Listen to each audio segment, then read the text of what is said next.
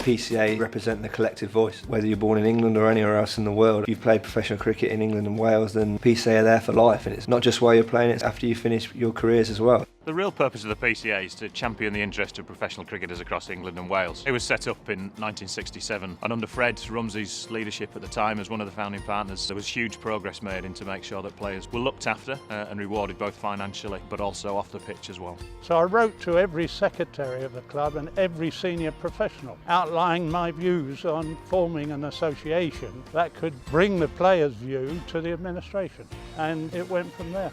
They have developed a lot of the ideas we had initially and polished them. They are a true representation of the player in today's cricket.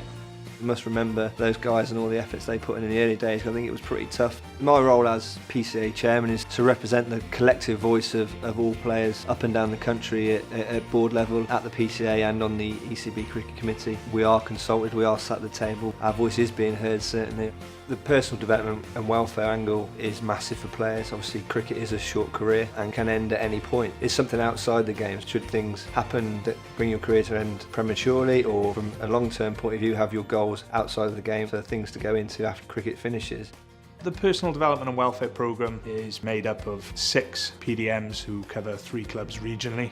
They're at the clubs a minimum of a day a week, providing education to academy, current players and the past players from those clubs. They really cover the spectrum of players from the start of their career all the way through to finish and later life. As well as supporting sort of players, it can only be done with the support of commercial partners that come and attend events, join us at certain times of the year. It's not just about watching cricket for them, it's actually what they're doing to support the players. They know that every single penny that is generated through our commercial programme and events programme is put directly back into supporting cricketers. And without those commercial partners, it's physically impossible to do what we want to do to support players, whether they are 16 or whether they're 85 years old.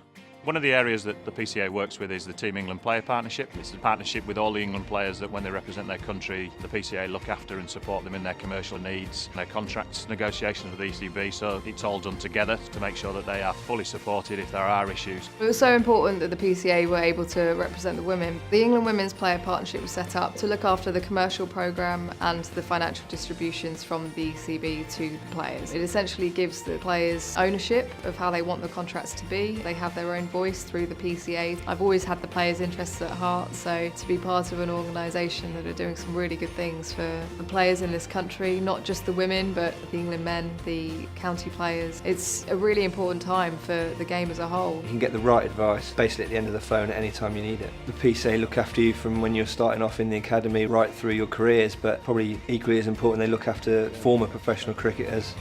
Professional Cricketers Trust is the charity for professional cricketers and their family. Looking after the welfare and well-being of its members, in supporting education initiatives such as gambling, drive safety and mental health education, as well as providing reactive support for cases of mental health and hardship. Without the money that's raised by PCA partners, former players, events, we ultimately wouldn't achieve what we've achieved today. We very much need to keep raising those funds to support members in pretty hard circumstances. And the PCA ultimately champion the interests of professional cricketers. As a collective we are stronger certainly, and that one voice of the PCA, which encompasses 420 professional players, as it stands, it does make us heard, and it does mean that our opinion counts. It's been a great 50 years, but it's important to now look forward to the future and keep developing and going from strength to strength.